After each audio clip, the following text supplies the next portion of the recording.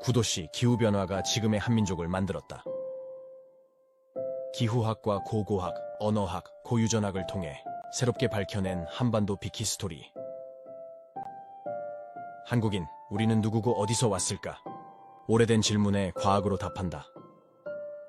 서울대 지리학과 박정재 교수의 베스트셀러 한국인의 기원, 바다출판사.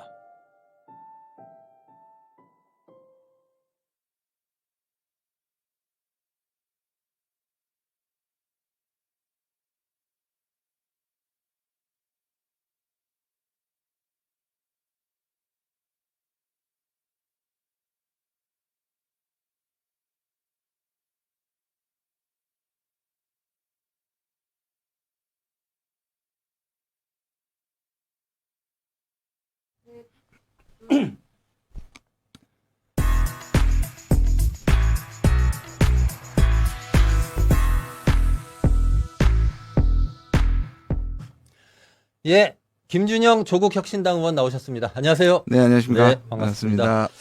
문재인 정부에서 국립외교원장 지내셨고요. 지금은 조국혁신당 외교안보특별위원회 위원장이십니다. 국회에서 상임위원회는 외교통일위원회이시죠. 많이 바쁘셔서 어렵게 모셨습니다. 아, 예, 예. 네, 나와주셔서. 초청해 주셔서 감사합니다. 네. 네, 저희도 무척 감사드린다는 말씀드립니다. 트럼프가 대통령이 됐습니다. 네. 총평을 좀 해주십시오. 저는 8년 전에는 틀렸습니다. 트럼프의 당선을 틀렸는데, 예, 이번에는 제가 한 6개월 전부터 계속 트럼프가 이길 거라고 생각했는데요. 예, 고민은 계속 박빙의 여론조사가 나왔잖아요. 예, 근데 사실은 완패였거든요. 예, 완승이었거든요. 예. 그러기에 결국은 아까 저도 저기서 들었는데, 미국에 내노라는 통계학자나 선거학자들도 지금 다시 틀린 게, 그러니까요. 그 샤이 트럼프에 대한 보정을 지난 8년간 했었는데도 불구하고 설마 트럼프라고 생각하는 편견이 계속 트럼프가 안 된다고 하는 쪽으로 간 거고요. 예, 마지막에 특히 트럼프가 또 치고 나가다가 마지막 한 3일 동안은 소위 말하는 미국의 주류 언론들이 있죠. ABC, CNN, 그다음 뉴욕타임스가 우리와는 달리 언론들은 꽤 진보적이잖아요. 예, 그렇죠. 팍스 빼놓고는. 예, 그러니까 이런 사람들의 이런 언론들의 기대 심리, 원하는 사항, 희망 사항이 사고가 반영돼서 제대로 못 읽었던 것 같습니다. 네. 아, 마지막 말씀이 제가 인상적이네요. 자기들이 트럼프가 대통령이 되는 게 너무 싫으니까. 네. 예, 오히려 그 편견 때문에 예측을. 예, 그런 것 같아요. 못한 아까 측면이 네이트 있다. 실버는 예. 계속 트럼프가 이긴다고 하다가 그래서 제가 마지막 순간에 해리스가 이긴다고 얘기를 해서 저도 그날 아침에 약간 흔들렸는데 아, 그러셨어요? 예, 발표 몇 시간 전에 네이트 실버가 그랬거든요. 한 번 더 들리실 뻔 하셨네요. 아, 그런데 예, 제가 거절을 했습니다. 네, 그 세계 각국이 트럼프 이기 시나리오를 예측하느라고 바쁩니다. 우리도 뭐 신경 쓸 게 엄청 많습니다. 하나씩 짚어볼 텐데요. 일단 그 국제 안보 분야만 놓고 본다면 트럼프 대통령의 외교 정책은 한마디로 미국 우선주의지 않습니까? 트럼프 이기는 어떨 것 같습니까? 우리가 그것만 얘기하면요. 당연히 미국 우선주의인데요. 이 트럼프의 마가는 예, 세 가지로 봐야 됩니다. 첫 네. 번째는 지금 말씀하신 건 미국의 우선주의. 근데 그거 이럴 수 있잖아요. 누구든지 나라는 그 나라의 이익을 위해서 움직여야 된다. 예. 이렇게 하면 별로 평범하거든요. 두 그쵸. 가지 우선주의가 더 있어요. 아, 그렇습니까? 두 번째 우선주의는 백인 우선주의입니다. 예, 인종주의입니다. 매우 예, 인종주의적이죠. 예, 실제로 보면 아주 간간히 유색 인종이 섞여 있지만 예, 보시면 팍스 뉴스 보시면요. 그냥 우리가 생각하는 가장 전형적인 백인 남녀들의 앵커와 게스트들입니다. 네. 지금 트럼프의 진영을 봐도 그렇게 흑인들이 잘 없어요. 아, 근데 예. 이게 단순히 안 쓰는 게 아니라 기본적으로 이거는 제가 그게 이제 있는 사람들한테 가면 이렇게 파티를 가면 기본적으로 분위기가 인종차별적이 부리고 백인 위주인 게 느껴져요. 아, 그렇습니까? 그래서 굉장히 기분 나빠서 오는 아, 유색 인종들이 많아요. 그렇겠네요. 그러니까 그 정도로 인종적 이거는 어떤 사람은 심하게는 거의 히틀러다라고까지 아, 얘기하는 정도고요. 예. 세 번째는 더 심각한 예, 것이 하나가 더 있죠. 트럼프 중심주의입니다. 트럼프 중심주의. 이 말이 뭐냐면 때로 매우 독재적이고 예. 매우 난폭하고 예. 매우 자기 마음대로 일방주의적이다. 예. 이걸 세 가지를 같이 해야지 그냥 단순히 미국이 우선주의라는 건 오히려 바이든 같은 경우에는 미국의 우선주의였죠. 바이든도 자기 예, 이익을 예. 위해서 보호무역을 하고 그랬으니까 그렇게 보면 이 두 가지를 같이 읽어야 된다. 그래서 매우 난폭하고 예외성이 강하고 그리고 철저하게 미국이 그러니까 트럼프가 얘기하는 게 공정하다고 얘기하거든요. 예. 공정을 근데 공정하지 않다는 거거든요. 다른 나라는 네, 네. 예를 들어서 동맹들이 그냥 자기들 올라타서 미국을 이용해 가지고 자기 안보를 안 지킨다. 그다음에 무역도 늘 미국한테 불리하다. 사실은 미국 위주로 이런 것들을 자기 규칙으로 다 바꾸겠다는 뜻입니다. 아, 예. 그 미국 우선주의 말고도 백인 우선주의, 트럼프 우선주의가 있다 이런 말씀 해주셨는데 그 말씀 초반에 마가 이렇게 말씀하셨어요. 이게 이제 혹시 이 말에 익숙하지 않은 분들이 계실까봐 이게 이제 Make America Great Again 이래서 미국을 다시 위대하게 위대하게. 예, 트럼프가 외치는 이 슬로건이고요. 자, 그런데 그러면 이런 세 개의 우선주의, 백인 우선주의, 트럼프 우선주의, 미국 우선주의. 자, 이것 때문에 이제 국제적으로 중요한 현안들이 네. 크게 영향을 받을 건데요. 일단 우크라이나 전쟁하고 중동 전쟁. 트럼프는 우크라이나 전쟁을 24시간 이내에 끝낸다고 했습니다. 의지가 확고한 것 같은데요. 어떻게 보십니까? 트럼프가 예. 자기 4년 초임 때 첫 번째 임기 때 4년 동안 전쟁이 한 번도 안 났다는 걸 실제로 엄청 자랑하고 다녔습니다. 실제로요. 예. 실제로 전쟁이 실제로 없었습니다. 그랬어요. 실제로 예. 전쟁이 없었습니다. 그러면 그리고 이 두 전쟁은 끝나겠다는 것이고 아까 예. 말씀 미국 우선주의에서 미국한테 이익이 안 된다. 예. 왜냐하면 트럼프 지금 그 전에 있던 바이든은 가치나 이념이나 정당성 때문에 사실 우크라이나에서 빠져나오지 못했다고 보는 거거든요. 예. 그런데 미국 이익만 생각하면 밑 빠진 독에 물 붓기다. 그러니까 이거 끝내겠다고 얘기를 했고 물론 예. 당선되자 24시간 지금 지났으니까 아직은 못 끝냈는데요. 그러나 저는 트럼프가 됐기 때문에 조만간에 이제 휴전 협상에 들어갈 거라고 생각을 하고요. 예. 끝낼 수 있다고 보고요. 중동도 우크라이나 러우 전쟁보다는 조금 더 좀 복잡한 상황이 있긴 하지만 두 예. 전쟁을 끝내는 시도를 할 것이고 꽤 가능성이 높다고 저는 생각합니다. 두 전쟁을 모두 끝낼 것이다. 젤렌스키는 굉장히 난감해할 거고. 네, 예. 네탄야후는 좋아할 거죠. 어떻습니까? 왜냐하면 좋아하는 이유가 뭡니까? 이 두 사람이 사실은 이 미국의 대선을 가장 가슴 졸이며 봐으리라고 생각을 하는데요. 그러니까요. 그랬을 거예요. 근데 예. 그게 이유가 조금 다르죠. 다른 사람을 서로 응원했던 겁니다. 왜냐하면 예. 러우 전쟁의 젤렌스키는 트럼프가 끝낸다고 했는데 지금 치고 있고 사실 동부 쪽을 뺏기고 있는 상황에서 예.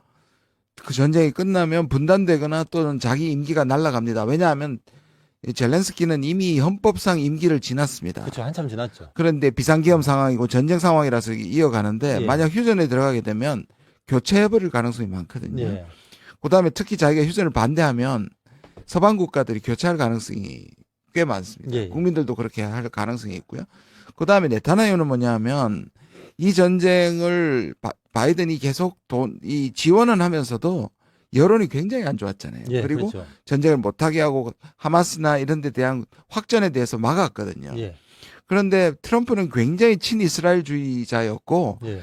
1기 때 등장하자마자 예루살렘은 아시다시피 꼭 이스라엘보다 유대교보다 기독교보다 무슬림도 다 가지고 있는 일종의 성지이기 때문에 예. 그렇습니다. 거기로 대사관을 옮겨버렸지 않습니까? 예. 텔아비브에서 예. 그거에 대해 하면서 결국 친이스라엘이 굉장히 강했기 때문에 트럼프가 되면 자기가 계속 정권을 유지하고 전쟁을 할 수 있겠다고 생각한 건데요.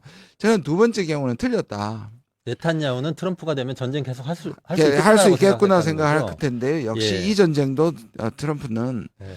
트럼프의 마지막을 보시면 트럼프는 중동에서 빠져나오기 위해서 사위인 쿠시너를 보내가지고 아브라함 협정을 통해서 예. 그 중동의 그 사우디와 이 이란이 서로 견제하는 걸 해놓고 자기는 빠져나오겠다는 것이 기본적인 정책이었습니다. 네네. 그리고 이 전쟁이 계속되고 이게 여전히 미국이 계속 지원을 해야 된다는 점에서 예. 이것도 저는 전쟁을 끝낼 거라고 봅니다. 네, 알겠습니다. 이 전쟁 얘기를 좀 했는데 다른 것도 국제적으로 좀 신경 써야 될 게 많이 있어요. 환경이나 에너지 문제인데 1기 트럼프 때는 네. 파리 기후협정도 탈퇴하고 네. 예, 뭐 유네스코도 탈퇴하고 뭐 이랬었어요. 예. 그래서 국제사회에서 미국은 책임질 거는 안 지고 독자적으로 그냥 자기 실리만 취하겠다 이런 느낌이었는데 이게 사실은 인류 사회에 미치는 영향이 굉장히 크지 않습니까? 네. 근데 2기 트럼프는 어떨 것 같습니까? 그게 가장 걱정되는 부분입니다. 왜냐하면 기본적으로 공화당은 이 환경 위기라든지 기후 위기에 대해서 음모론이라고 보거든요. 예. 그러니까 이거는 늘 크게 길게 보면 어느 순간에 이 온도 지구의 온도가 올라갔다가 전체로 보면 다시 내려갈 거라고 생각하고 네.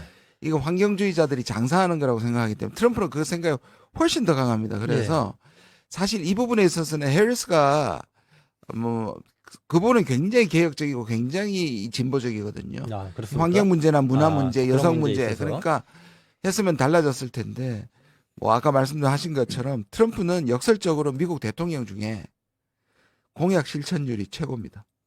아. 근데 우리가 안 했으면 하는 실천율이 최고입니까? 안 했으면 하는 공약들이 너무 많은 거죠. 예.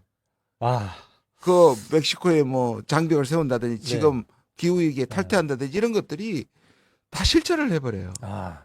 그러니까 보통 저희가 우려하는 지도자 중에는 네.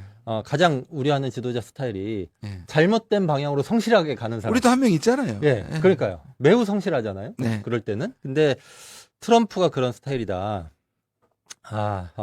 매우 걱정이 됩니다. 기후 위기로 많이 후퇴할 가능성이 있다고 생각합니다. 네, 알겠습니다. 자, 우리 얘기를 좀 해보겠습니다. 채팅창에도 박혜신님, 망고주아님 등이 여쭤보고 있는데요. 자, 트럼프를 매개로 한 한반도 평화 환경 조성 가능성이 있을까요? 트럼프가 정상회담 할까요? 이렇게 물어봤습니다. 정상회담은 김정은과의 정상회담을 얘기하는 걸로 생각이 되고요. 자, 6년 전 남북미 관계로 돌아갈 가능성이 있는 것으로 보십니까? 예, 우리가 다 흥분했고 저도 사실 예. 싱가포르와 하노이에 다 갔었었는데요. 예. 방송을 했었는데 트럼프는 지금 계속 얘기하는 게 뭐냐면 이것 역시 공약을 실천할 거라고 보는데요. 저는 일단 손은 내밀 거라고 생각합니다. 예. 그리고 계속 김정은 위원장하고 사이가 좋다. 친서 계속 교환 중이다. 같이 뉴욕 양키스의 야구 같이 보자. 뭐 이런 얘기를 하는데요. 근데 문제는 뭐냐면 결국 북한입니다. 예. 김정은이 예. 싱가포르까지는 좋았잖아요. 근데 하노이에서 60시간 이상 이 편도입니다. 기차를 타고 가서 기차를 타고. 뒤통수 세게 맞고 왔거든요. 예. 그러면 북한이 이 손을 덥석 잡지는 않을 거라고 생각합니다. 아, 그러면 어떻게 잡을까? 그때 당시만 하더라도 북한으로서는 굉장히 이례적으로 미국의 외상을 약속을 받아들였습니다. 뭐냐 하면 북한이 뭐 영변이나 이런 비핵화에 나서면 제재는 나중에 풀어주겠다. 미국과 북한이 수기하겠다 이런 것들을 뒤에 그러니까요. 그러니까 약속 외상이란 말이야. 아주 쉽게 예, 말하면 예. 외상을 받아들였었는데 그게 뒤통수를 맞은 거잖아요. 예, 그렇죠. 이번에는 현찰 박치기를 할 거다. 아, 그러니까 입구에서 미국의 양보를 요구할 것인데 그 미국이 양보할 것들이 매우 미국이 받아들이기 힘든 요구를 앞에 대고 이거 받으면 할게 라고 나왔을 때 트럼프가 어떻게 할 것이냐의 문제입니다. 그러니까 트럼프 일기 때와는 달리 이번에는 김전의 협상 태도가 네. 굉장히 달라질 것이고 과거처럼 이렇게 양보하는 방식으로 하지는 않을 것이다. 왜냐하면 트라우마잖아요. 예. 엄청난 트라우마라고 생각합니다. 저는 예. 하노이가 잘 될 거라고 생각했고 왜 안 받아들이는지 그 자리에서 그렇게 협상장을 박차고 나온 것은 정말 절대 존엄이라고 생각하는 자기의 북한의 위치를 생각하면 예. 그 싱가포르에서는 세계적 지도자와 북한이 140위 정도 되거든요. 예. 1위 국가의 정상과 세계를 향해 가지고 동등하게 취급받다가 그냥 천당에서 지옥으로 떨어졌다고 예. 생각할 수 있는데 이 정도의 공포, 그다음 미국을 믿지 못한 불신이 있을 것이고요. 예. 그 다음에 하나는 뭐냐 하면 과연 지금 북한은 굉장히 좋은 상황입니다. 물론 북중 관계가 약간 나쁘긴 하지만 예. 미국과 중국, 미국과 러시아가 대결하는 구조일 때는 북한이 전략적인 가치가 굉장히 높아져 있고 예. 그다음에 이 삼국이 서로 사이가 나쁠 때는 대북 제재가 거의 지금 사실상 무산됐다고 볼 수 있거든요. 그렇습니까? 지금 대북 제재를 모니터링하는 유엔 기구가 예. 사라졌고요. 예. 그다음에 뭐냐면 북한이 저렇게 빵빵 ICBM을 쏴도 옛날 같으면 제재를 할 예. 것이고 그렇겠죠. 적어도 공동 성명이 나올 텐데 하나도 안 나오거든요. 이렇게 보면 북한은 지금 그 2018년에 2019년보다는 전략적으로 자기 몸값이 높아졌기 때문에 구태여 굴욕적인 자세로 트럼프의 손을 잡지 않을 수도 있다. 예. 그러면 이제 아까 말씀드린 뭘 내놓을까? 우리 핵국가를 인정해라. 이걸 미국 사회나 한국 사회가 받을 수 있을까? 그리고 핵을 서로 가진 채로 군축하자라고 하는 게 북한의 일관된 주장인데 예, 예. 이거를 만약 수용하게 되면 예, 그러면 정상회담에 성과가 있을 텐데 예. 과연 우리가 전 세계가 우리가 그걸 받아들일 수 있냐의 문제입니다. 아. 근데 최근에 북한이 핵을 가지고 있는 것을 인정해야 되는 거 네. 아니냐라고 하는 분위기가 있습니다. 여기저기서 좀 읽히더라고요. 그 네. 사실 일기 때도 예. 소수 여론이 있었습니다. 예, 결국은 북한이 이미 이 정도로 개발했는데 세계 역사상 인도라든지 뭐 이스라엘이라든지 이런 국가들이 한 번이라도 중간에 중단한 정지한 적이. 게 있는가? 예. 전쟁을 각오하지 않고서 무슨 수로 북한의 핵을 막을 수 있을까라는 거잖아요. 근데 그때는 워낙에 비핵화의 분위기가 컸기 때문에 동의를 하지 못했는데 지금은 분위기가 많이 바뀌었고요. 예, 오히려 이제 그 제안을 해야 된다고 미국 내부에서는 나오고 있어요. 물론 여전히 북한의 핵을 인정하는 건 안 된다고 얘기하지만 실질적으로 이렇게 이제 타협안이 세워지는 겁니다. 장기적으로 예. 궁극적으로 북한의 비핵화는 2대, 중간에 결국은 북한의 핵을 줄이고 북한이 핵을 사용하지 못하는 군비 제한이나 군축으로 가야 한다라는 힘을 얻고 있고요. 예, 예. 그 증거로 보시면 미국에서 계속 나오는 게 뭐냐면 지금 SCM이라고 우리 국방장관하고 미국 국방장관하고 1년에 14회를 합니다. 예, 거기에서도 북한 비핵화가 빠졌고요. 예, 예. 지금 여러 부분에서 북한 비핵화가 계속 빠지고 있고 트럼프 자신이 뭐라 했냐면 핵을 많이 가진 국가하고 친하면 좋지 않느냐. 예.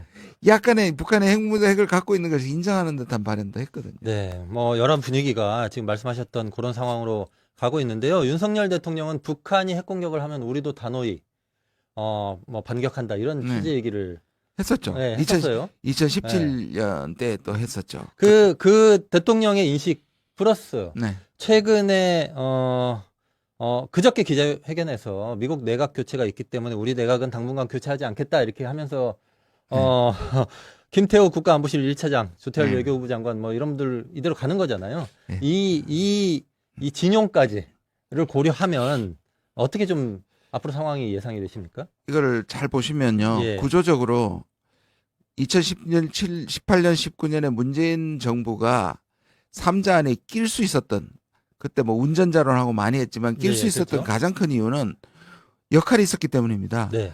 그때 서로 미국과 북한이 전쟁하는 분위기였는데 문재인 정부는 미국한테는 뭐라고 했냐면 한반도에서 전쟁 안 된다.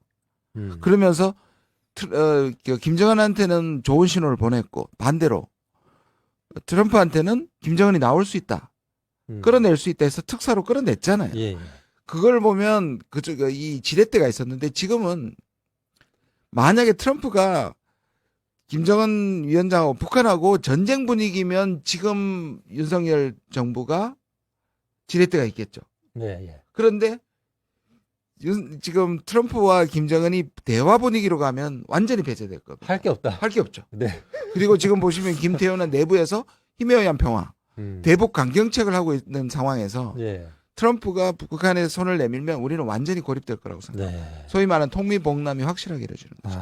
그러면 사실 이게 우크라이나 전쟁에 대한 윤석열 정부 태도까지도 포함해서 가만히 보면 전형적인 이념 외교지 않습니까? 예, 예. 북한에 대한 태도도 그렇고요. 이 기조부터 달라져야 될 것 같다는 생각이 드는데.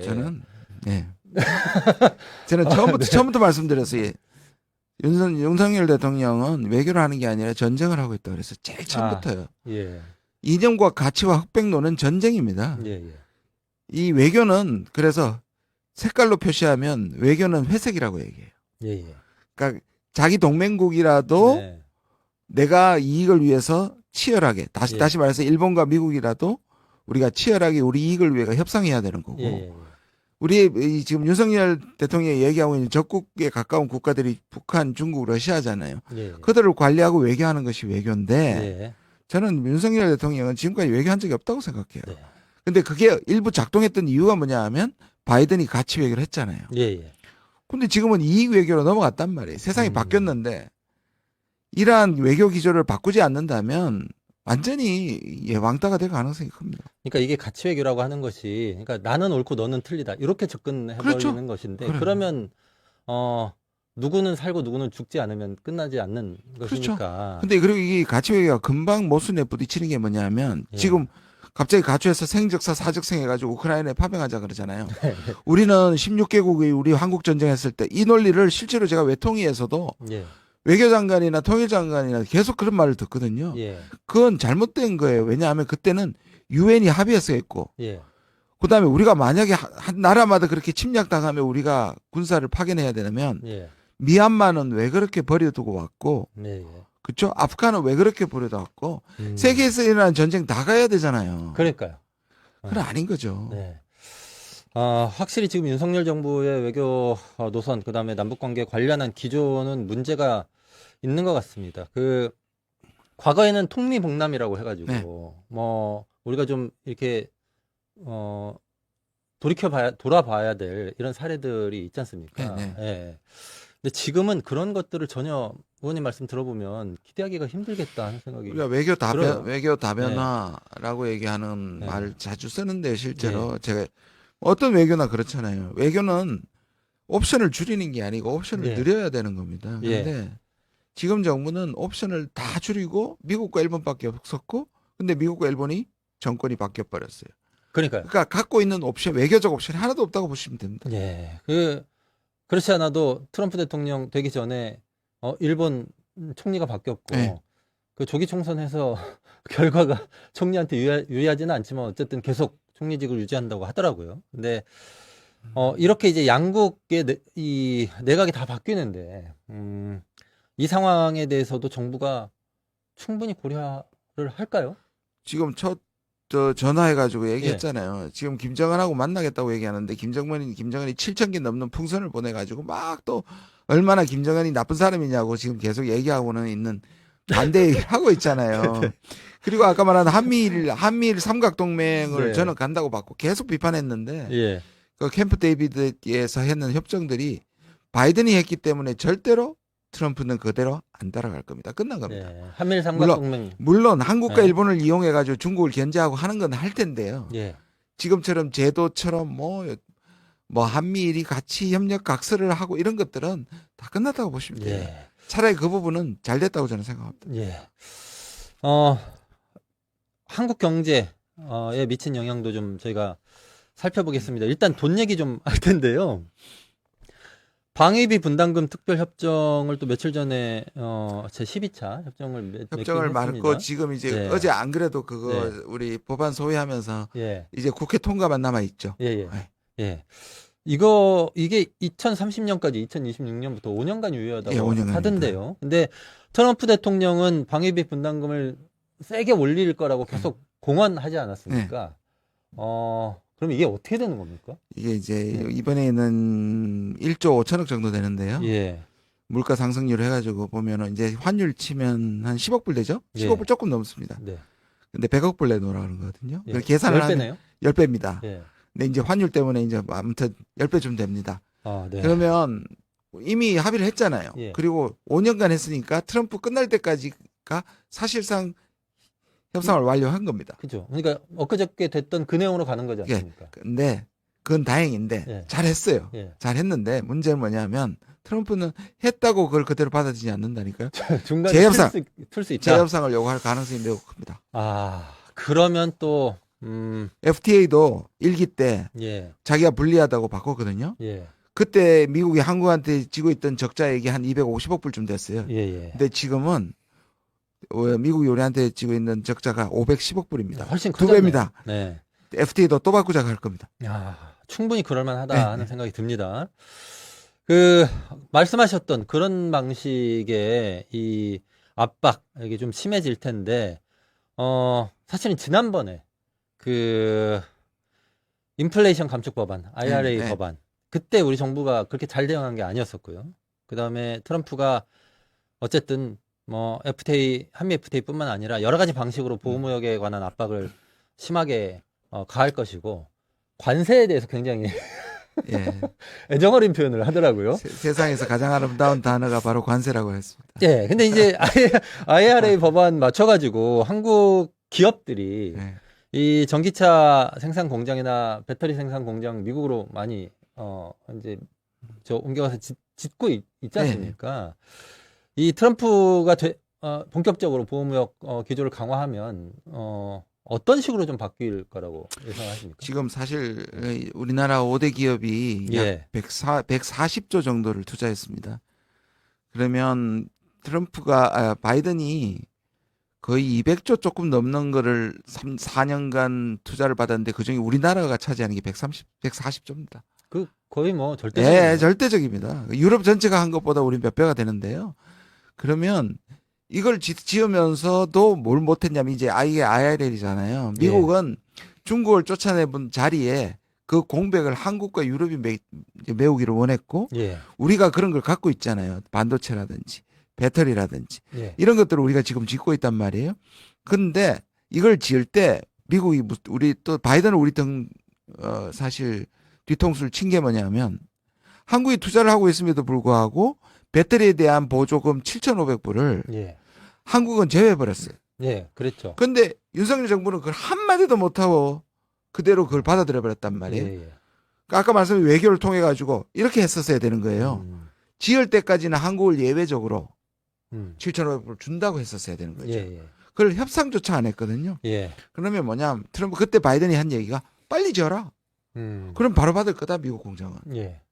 그러니까 우리가 그냥 말인데 트럼프는 그동안 뭘 얘기했냐면 안 준다예요. 안 준다. IRA 자체를 저는 완전히 무산시키지는 않을 거라고 봐요. 꽤 성공적이고 특히 IRA를 통해서 투자받은 공장들이 어디냐면 레드 스테이트예요. 조지아, 예. 텍사스. 예. 트럼프의 이 공화당의 텃밭이란 말이에요. 아. 그러면 그래서 레드 스테이트. 예, 레드 스테이트라고 말씀을 드렸어요. 근데 문제는 뭐냐면 연방 수준에서 주는 보조금은 미국 기업에만 주겠다는 거예요. 아, 그렇습니까? 그러니까 관세를 물리면 트럼프의 생각은 단순합니다. 예. 그러면 무역하면 우리가 가격 경쟁력이 떨어져서 네. 왜 관세 10% 지금 모든 국가에게 10%에 20%, 예. 중국 제품은 60%, 멕시코의 자동차는 1000%까지 때리겠다고 얘기하거든요. 그래요? 그러면 어떻게 되냐? 니들은 그렇게 되면 와서 공장 지으면 되잖아. 음. 그런데 공장을 지었을 때 관세는 그렇게 때리고 그러면 공장을 지을 때 옛날에 바이든 같으면 보조금도 주고 세제 혜택도 줬을 거 아니에요. 예. 그거는 미국 기업한테만 준다는 거예요.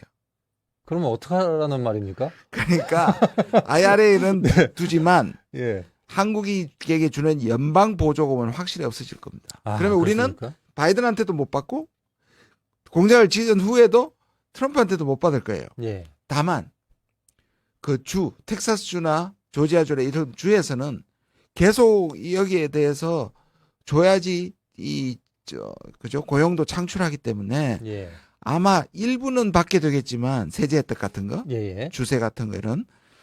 그런데 아마 이것도 우리에게 타격이 굉장히 클 거라고 생각합니다. 이게 아까 말씀드렸던 대로 그런 것들이 레드 스테이트, 이 공화당이 빨간색이어서 그런 모양인데 네. 그런 주라면 트럼프하고 가까운 정책 기조를 유지하진 않을까? 이거 제 근데 추정인 옳은 점이 거고. 하나가 있고요. 예. 또 하나는 뭐냐면 이 사람들은 트럼프는 이제 이 4년 후에 사라지지만 예. 주지사나 거기에 상원 의원들은 계속 도전을 해야 되잖아요. 아, 그런 그러니까 점이 있겠네요. 이 한국 기업에 대해서 그러면 우리가 윤석열 정부는 어떻게 해야 되냐면 예. 거기를 파고들어야 될 거 아니에요. 예. 그래서 또 당근을 던지면서 우리한테 보조금을 줘야 공장도 증설하고 여기에 주요 부품도 생산하고 이런 것들로 사실 정부가 협상을 앞에서 해줘야 되는데 아무 생각이 없습니다. 그 외교안보뿐만 아니라 이 경제, 무역 관련한 이슈도 정부가 제대로 해야 될 텐데 네. 정말 걱정입니다. 그 중국은 지금 반응이 어떨 것 같습니까? 중국은 예. 두 쪽 다 겪어봤다는 거였잖아요. 바이든도 겪어봤고 예. 그다음에 트럼프도 겪어봤다. 트럼프가 두 번째니까 중국은 미국이 기본적으로 누가 오든지 중국 때리기는 미국한테 인기 있는 정책이고 반드시 할 거라는 것에 대해서 기본적으로 같다고 보지만 네. 제가 듣는 바 개인적으로 듣는 중국의 학자들을 보면 예. 그걸 보면 중국은 트럼프를 더 선호할 거라고 봅니다. 이유가 몇 가지가 있습니다. 예. 둘 다 중국을 때리겠지만 예. 첫 번째 중국은 트럼프는 체계적이거나 일관적이지 않기 때문입니다. 무슨 말씀이냐면 예. 보시면 바이든은 한미일이나 유럽을 다 끌어모아서 반중 정책을 했죠. 전 세계의 반중 전선을 만들어서 예. 쿼드도 만들고 나토에 한국하고 일본하고 데려와서도 연결시키고 예, 예. 한미일도 묶고 이러는 게 중국한테는 매우 제도적으로 일관성 있게 위협적이지. 예, 예. 트럼프는 이런 일관성이 없습니다. 했다가 또 필요하면 갑자기 또 협상적이 하다가. 그래서 트럼프는 중국이 좋아하는 소위 용두삼입니다. 아, 그렇습니까? 앞에서 세게 때리다가 예. 뒤에서는 슬그머니 풀어줘 버립니다. 음, 관세 25% 때렸다가 나중에 그거 굉장히 흐지부지 되거든요. 예. 그래서 트럼프는 속으로 중국은 트럼프가 조금 낫다. 아, 그나마 낫다. 그나마 낫다고 생각합니다. 아, 트럼프의 용두사미를 노려보자 이런 생각을 하고 있는 것 같습니다. 어쨌든 윤석열 정부가 지금 트럼프 집권 이후에 외교, 경제 뭐 여러 측면에서 해야 될 일들이 굉장히 많은데 제대로 준비를 못하고 있는 것 같아서 걱정이고요. 김준영 의원님이 윤석열 정부가 혹시 내각 전면 교체하고 인적 쇄신을 하면은 외교부 장관으로 아 저요? 하시면 좋겠다. 아니요. 아, 들을 수 있는 사람도 아니에요. 그래 그 말도 안 제가- 되는 말도 네. 안 되는 가정을 필요 없고요. 예.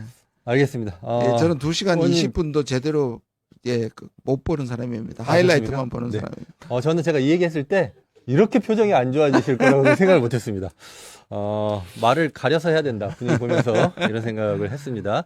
자, 국회 돌아가는 얘기 잠깐 좀 하겠습니다. 조국 혁신당이시니까 장애 집회를 계속 이어가고 계시잖아요. 민주당하고도 연합을 합니까? 야 6당이 혹시 공동 연대를 하는데 약간의 온도차가 있죠. 예. 우리는 이제 바로 탄핵이고 네. 사실 처음에 우리가 창당했을 때도 쉐빙선이란 말을 했잖아요. 네. 민주당은 몸도 무겁고 또 여러 이념 지형을 다 다루는 큰 당이니까 네.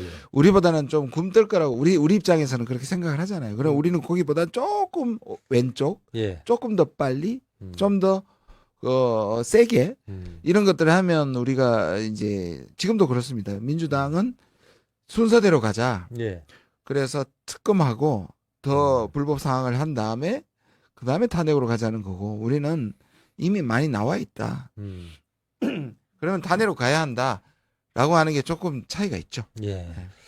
그 탄핵 사유 지금 정리 중이시죠? 17개까지 예, 네. 나왔다고. 탄핵 소추안 예, 작성 중입니다. 예, 이게 뭐 계속 늘고 있는데 사유가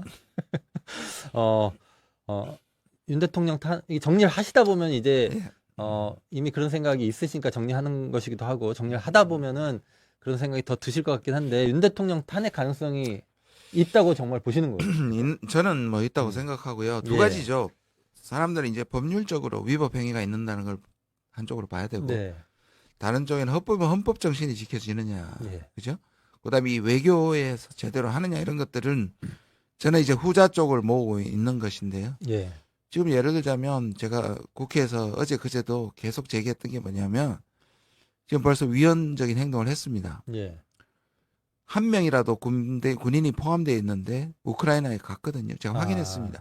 나토에만 갔다고 하는 걸 제가 그렇습니까? 추적해서 우크라이나에 5명이 갔습니다. 아, 그래요? 이 5명 중에는 최근에 간 거. 예. 예. 그러니까 나토를 들러서 우크라이나에 왔는데 예. 이게 지금 밝히질 않습니다. 우리가 그리고 계속 PKO를 가는 지금 우리나라 한 1,000명 정도 PKO 그러니까 평화유지군을 해서 예. 여기저기 레바논부터 시작이 있습니다. 예. 적게는 1명, 많게는 뭐 수백 명까지 가 있는데요. 어느 곳도 UN 허가라든지 한미 동맹이 아닌 곳에 간 적은 역사적으로 단 한 번도 없는데 예. 우크라이나를 갔습니다. 우크라이나 우리와는 동맹도 아니고 예. 지금 다국적군에 일부러 가는 것도 아니고 예. UN 평화유지군은 더더욱 아닌데 갔습니다. 이거는 위헌입니다. 예.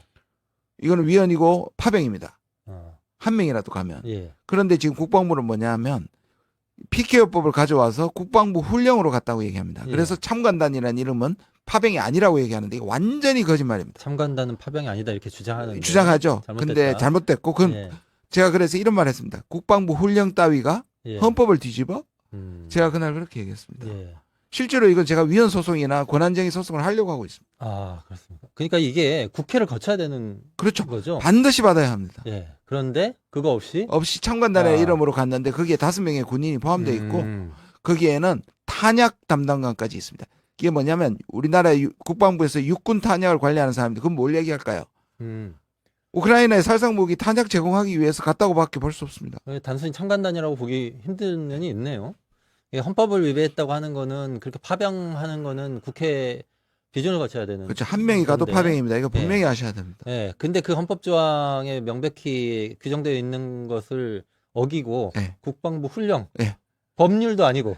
그건 뭐냐면 PKO로 이미 허락받았을 때 예. 그 지역에 국방부 훈령으로 참관단을 보낼 수 있습니다. 네. 그러니까 국회를 통과하거나 PKO 법안에 있어야지 훈령이 있는 그 훈령을 가지고 네. 이번 경우는 훈령을 땡겨가지고 헌법을 지금 PKO 법안에 해당되지도 않는 지역에 좋죠. 보내면서 그렇죠. 예, 국방부 훈령 얘기를 한다. 예. 아, 네. 자기들 마음대로입니다. 아, 알겠습니다. KTX 표를 끊어서 가야 되는데 어디 지하철표를 갖고 와가지고 이걸로 가면 되는 거 아니냐 이런 느낌이 아까 비유의 네. 달인이라고 그랬더니 듭니다. 자, 확실히 와닿지는 않습니다. 아, 근데. 네, 그렇습니까? 저는 방금 그거 하면서 와 이거 좀 약간 잘하는 것 같은데 이런 예. 느낌을 했는데 제가 머리가 나빠서. 와닿지 않는다고 지적을 하시니까 또 빠르게 반성하게 됩니다. 자, 마지막 질문입니다. 이 트럼프가 이번에 임기가 4년이잖아요. 네. 대통령이 뭐 임기 단축을 하면 또 뭐 상황이 달라지겠지만 그렇지 않을 경우에는 이제 2년 반 갑니다. 그러면 네. 트럼프 초반 2년하고 윤 대통령 마지막 2년이 겹쳐요. 네. 생각하기도 싫습니다. 그렇습니까? 아까 김준영 외교부 장관 요 얘기 했을 때하고 표정이 같아지셨어요. 네. 다시 또 아주 심각해지셨습니다. 저는 정말 제가 정치에 뛰어든 이유는 딱 하나였습니다. 제가 강연을 다닐 때 예. 다른 거는 모르겠는데 외교는 상대가 있는데 망치면 회복하기 힘들지 않느냐는 그 말이 제 귀에 계속 메아리 쳤고요. 예. 저도 그런 조급함이 사실 평생 학교에 있었고 강연으로 또는 자문으로 했던 사람이 들어온 이유는 예. 지금 윤석열 대통령의 외교를 너무 많이 망치고 예를 들어서 지금 하나만 봐도요. 예. 끝나는 전쟁인 우크라이나에 만약 우리 살상무기랑 파병을 하면요. 러시아 우리 관계는 파탄이 나는 겁니다. 완전히 그렇게 되겠죠. 그거 막아야 되지 않겠습니까? 예. 그러면 제가 막을 수 있는 방법은 끌어내리는 것밖에 없잖아요. 제가 외교부 장관을 못하죠. 네. 기회가 없겠네요. 대통령이 네. 내려오니까. 저를 굉장히 싫어할 겁니다. 네. 알겠습니다. 오늘 김준영 의원님 모시고 트럼프 당선 이후에 한미 관계, 남북 관계 그리고 전 세계적으로 지금 문제가 되고 있는 중동, 우크라이나 전쟁 등등 여쭤봤고요. 윤석열 정부 탄핵 가능성에 대해서도 의견을 들었습니다. 오늘 나와주셔서 감사드립니다. 네, 고맙습니다. 네, 고맙습니다. 감사합니다. 토요일 아침입니다. 함께 해주신 시청자 여러분 진심으로 감사드립니다. 머리 위에 가득한 단풍을 보면서 가을을 충분히 느끼고 싶은데요. 벌써 낙엽이 떨어지기 시작했습니다. 하늘은 높은데 말이 살찔 시간은 없게 느껴지는 대한민국의 짧은 가을입니다. 가을은 좀 더 길어지고 대통령 임기는 조금만 짧아졌으면 좋겠다. 낙엽은 떨어지는데 대통령의 권력은 왜 그대로일까? 며칠 전 대통령의 기자회견을 보면서 들었던 생각입니다. 강상구 시사콕 오늘은 여기까지입니다. 고맙습니다. 고맙습니다.